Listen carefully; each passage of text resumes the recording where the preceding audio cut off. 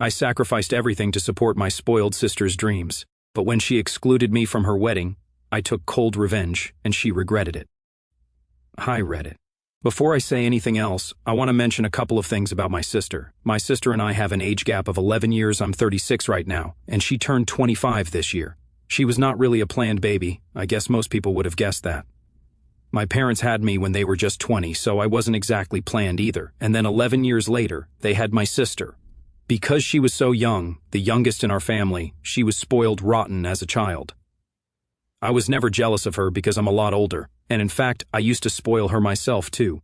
I remember her 5th birthday vividly. Our parents threw her this huge party with a bouncy castle, and I spent my entire weekend helping decorate and even dressed up as her favorite cartoon character to make her smile. Another time, when she was 15, she begged to go to a concert 5 hours away. Our parents said no, worried about safety, but I convinced them by promising to chaperone. I used my part-time job savings to get her VIP tickets, and she hugged me, crying with joy. Moments like that made me think we'd always be close, but looking back, I wonder if I accidentally fed her entitlement.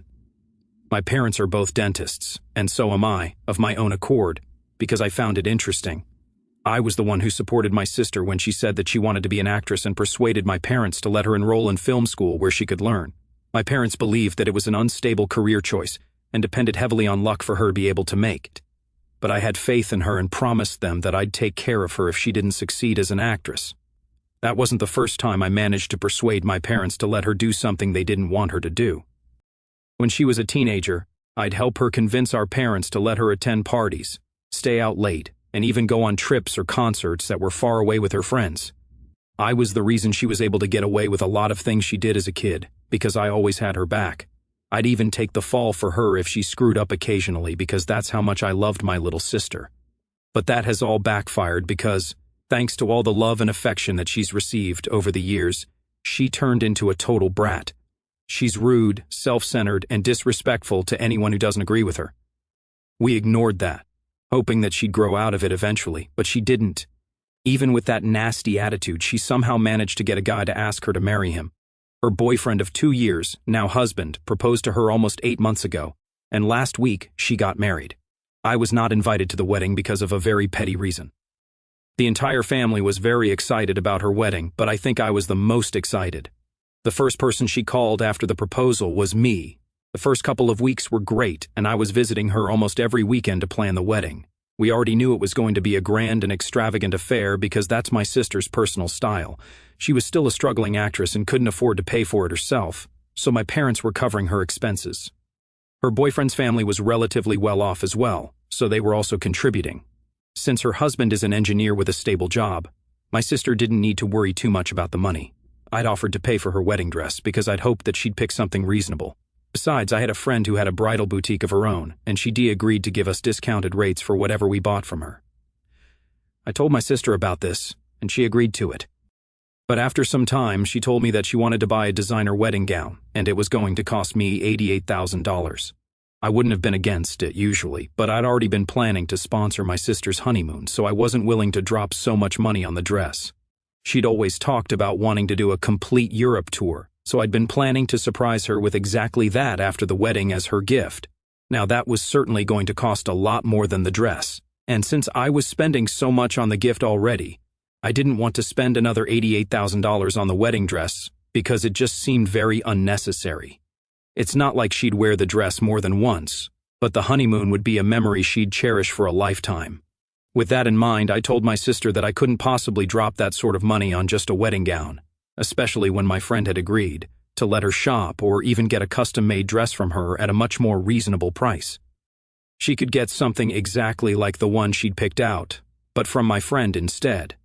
But she insisted that she wanted the designer label and nothing else, so we had a disagreement over it, and I had to put my foot down. She was sulking when I said no, and didn't even say goodbye to me when I went back home that day. After our disagreement, I thought that she'd change her mind and call me up later, but that didn't happen. I didn't want to tell her about the honeymoon because I wanted to surprise her, but after she didn't speak to me for almost a week, I had half a mind to call her and just tell her why exactly I wasn't willing to spend so much money on just her wedding dress. I didn't want her to get upset because I knew she was already very stressed out about the wedding. I was about to call her after the 6th day because, That was the longest we'd gone without speaking to each other, but she ended up calling me first. I thought that she'd call to apologize for her behavior, since she was being kind of petty and childish over a wedding dress, but I was wrong. She started the call by asking me why I was being such a miser because she knew that I had a lot of money and could afford to buy her that dress. Before I could even answer her, she went on to say, "Oh, it's not like you have a husband or kids of your own, so what do you need that money for?" I still remember that word for word. It was a really low blow, which I hadn't expected because I thought that at least she, being my sister, wouldn't say crap like that to me, knowing how sensitive I was about it. Those words cut like a knife. I'd chosen to stay single not because I couldn't find someone, but because I loved my independence and my career as a dentist, helping people smile. We'd had late-night talks about the pressure from relatives to settle down, and she knew how much their judgment stung. Yet she weaponized my choices against me. I sat alone in my apartment that night, tears streaming down my face, wondering how the sister I'd sacrificed so much for could hurt me so deeply. It wasn't just anger, it was a shattering realization that the bond I'd cherished for 25 years was one-sided. I don't like it when people say things like that to me because this is a choice that I've made. I never wanted a family, and so I've remained single by choice and haven't had kids by choice. But so many people have had so much to say about my choices that it's become somewhat of a sore spot for me. My sister knew that, and despite that, she was picking on me to trigger me, so I ended up getting very offended. She usually reserves this side of hers for people she doesn't like and had never acted that way with me before, but I'd also never said no to her for something before. I hadn't seen this coming, so I was caught off guard by this sudden change in her attitude, all because I'd said no to a ridiculously pricey wedding gown. I told her that she couldn't speak to me like that, especially when I was the one paying for her dress. She hit back, saying that she was apparently giving me the opportunity to fill my empty life with something by letting me buy her stuff for the wedding. Then she went on to call me jealous because she was getting married and I was pushing 40 but still single. I hung up after that because it was just way too disrespectful for me to take and didn't speak to her for the next couple of days. I was very upset and had even cried over this fight because the things she'd said were mean. And I couldn't believe that the sister I'd done so much for was now saying those things to hurt me over a dress. We didn't speak after that, but I did hear from our parents, who reassured me that it would all be fine, but didn't want to interfere. They told me that she was mad at me, but they believed that she'd come around, and I guess so did I. I started giving up hope after around 2 months of not talking to her, and after a while when I heard that all our other relatives had received their wedding invitations but I hadn't, it hit me that she had no intention of inviting me anymore because of our fight. I took that really badly because it felt like crap that I'd always gone above and beyond for her just to make her happy, but I was being treated like this now. In fact, even for the wedding, I was willing to go all out and sponsor the honeymoon of her dreams, which is why I wanted her to give up on the wedding dress idea. After I realized that she hadn't invited me to the wedding, I was upset for a long time, but eventually I got over it because I could finally see my sister for what she truly was. She was a complete narcissistic brat and would never be able to care for or love someone unless there was something in it for her. With that in mind, I blocked her from all my socials and haven't spoken to her for ages. But I had kept in touch with my parents, and a couple of months ago, we went out for dinner where I had had a little too much champagne, and I ended up telling them the real reason I didn't agree to buy my sister the dress she wanted and how I'd intended to gift her with a Europe trip for her and her husband. After I sobered up a little, I made my parents promise that they wouldn't breathe a word of what I told them to my sister, but they broke that promise. My sister's wedding day was about a week ago, and on the morning of the day she was supposed to get married, she showed up at my door at around 6 a.m. I was totally unprepared and disoriented because I'd been woken up by the sound of the doorbell, and she was the last person I'd been expecting to see.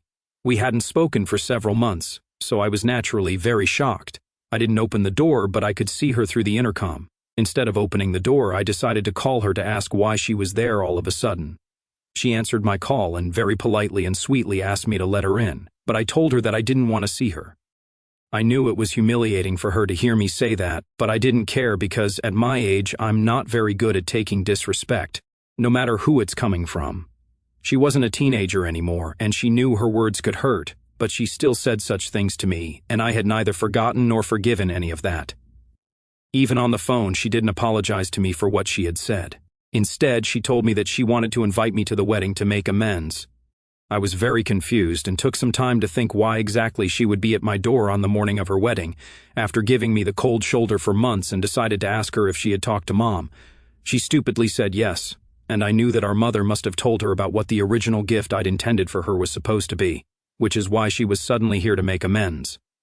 To confirm if that was the case, I asked her very bluntly if Mom had told her anything about the gift, and after some hesitation she admitted that she knew what I was about to surprise her with, and so she'd felt awful about her behavior, which is why she was here to invite me.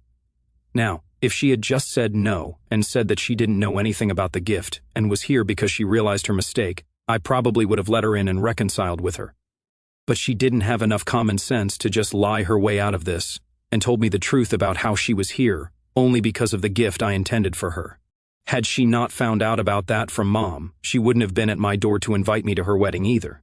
I was very upset and told her to go away because it was all just too little, too late.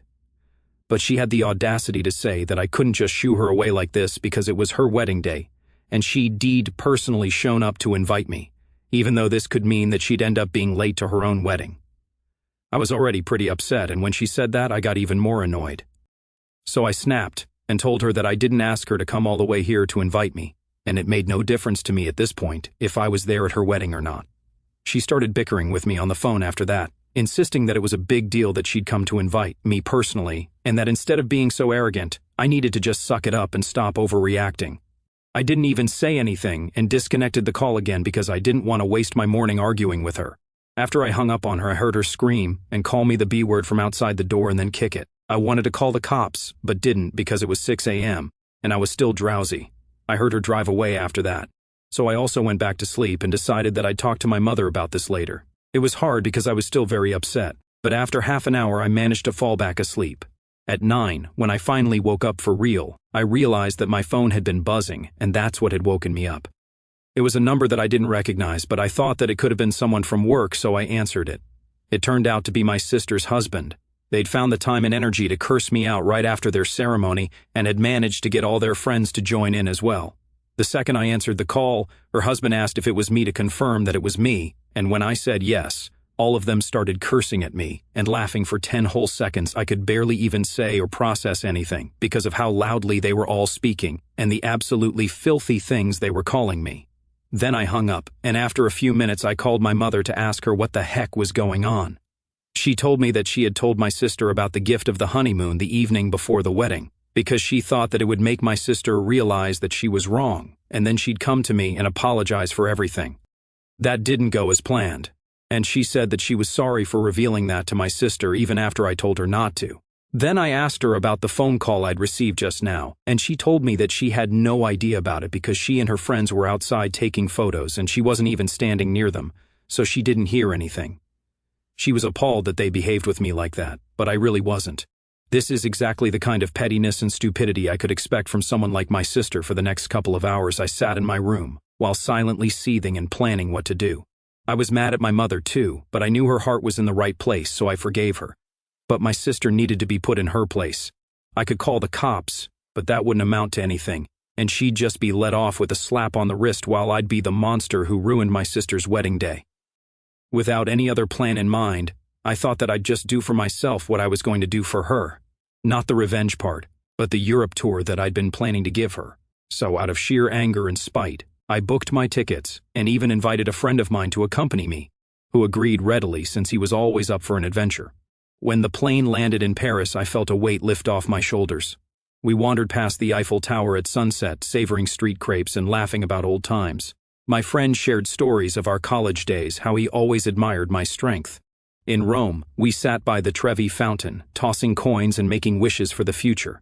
This wasn't just a trip, it was the first time I truly lived for myself, not my sister or family. Posting those moments on Instagram felt liberating, even if I knew her friends would see and tell her. This wasn't entirely personal either, because I'd been thinking about taking a vacation for a while now to spice up my life. I'd always played it safe when it came to big things like these and didn't ever do anything spontaneous just for the heck of it. So this was a personal thing for me too, and not just a way to make my sister feel bad about whatever had happened. 3 days ago, my friend and I left, and I'm currently in France. I've been posting all about our trip on social media, and I knew that someone or the other would told my sister at some point. We don't have a lot of common friends, but a lot of her friends do follow me online, and I purposely didn't remove anyone from her circle so they could watch whatever I posted and then go running to tell her about it. And that's exactly what happened. Someone or the other must have told her. My mother called me up this morning to tell me that my sister was devastated and had been crying for hours after she saw me bragging about my Europe tour online. She told me that she understood why I wanted to do this, but also called me out for being petty, and said that I should have at least considered the fact that I had more than a decade on her before taking it so far. My sister's apparently inconsolable, and my parents, other relatives, and even a couple of my friends think that rubbing this in her face is wrong. I feel like a jerk right now. AITA for rubbing my vacation in my sister's face after she went no contact with me because I refused to pay for the wedding dress she wanted to buy. Update 1. Hi everyone. Thank you so much for all the comments and the reassurance. It means a lot to me that so many people have such kind things to say about me. Some of you guys thought that I was an idiot for wanting to do things for my sister and going overboard for her, and I agree with that as well. I did way too much for her and ended up spoiling her more than she deserved to. I guess I had been a bit of a pushover because I thought that she, being my family, would never treat me the way she treated others. But I was wrong about it, evidently. I've also realized how unfairly my parents have been treating us both, just because we have a significant age gap. Me being 11 years older doesn't mean my feelings matter less, so I don't understand why I'm being treated like that. When I was upset about her refusing to talk to me and insulting me just because of the dress, my parents decided that they were going to take a step back and not meddle in our personal affairs. But now, just because my sister's the one who's upset, they're all involved in stuff.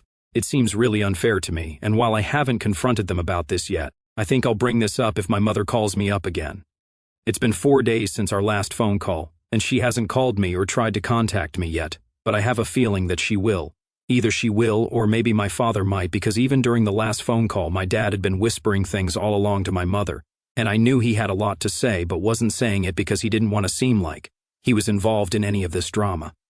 I didn't mention it in the last post because I didn't think it was relevant, but given whatever's going on right now, I just feel like venting and letting it all out. A mutual friend reached out yesterday, saying my sister's been telling everyone I'm selfish for not buying the dress. But some of her friends, after hearing the full story, started questioning her. Apparently, even her husband's mad at her now for that group call, calling it childish. It's validating to know not everyone's on her side, but it still hurts that my family can't see the unfairness. I'm still on the trip, and I put on a happy face when I'm out with my friends so I don't end up bumming him out, but on the inside, I'm really pretty freaking upset about all of this. Update 2. Hi Reddit. Today my mother finally called me after almost 3 weeks. Not to apologize, sadly, but to tell me that she and my dad had decided that it would be for the best if we did not meet for a while because that would upset my sister. So I guess we've made it clear that what makes me upset is very irrelevant. Not only that, she also told me that she and my father were sponsoring my sister's trip to Bali because she was very upset. And now I don't have to worry about feeling bad for her anymore. I told my mother that I was glad that she was finally being a proactive maternal figure and taking an active interest in her daughter's social life, even if it meant meddling in her personal business. I said that I wished she'd extended the same love to me as well when I was feeling bad about my sister not speaking to me over a bloody dress, and then hung up. My father texted me after that to tell me that the way I'd behaved with my mother wasn't acceptable, and that I needed to do something about the way I'd been lashing out at my family because otherwise they couldn't see a future where we continued to be on good terms. I texted back and told him to cry me a river and then blocked him. I've decided not to let my family interrupt my holiday anymore because what's the point? It's not like fighting for their attention is going to make them like me anymore. And I'm almost 40, for God's sake.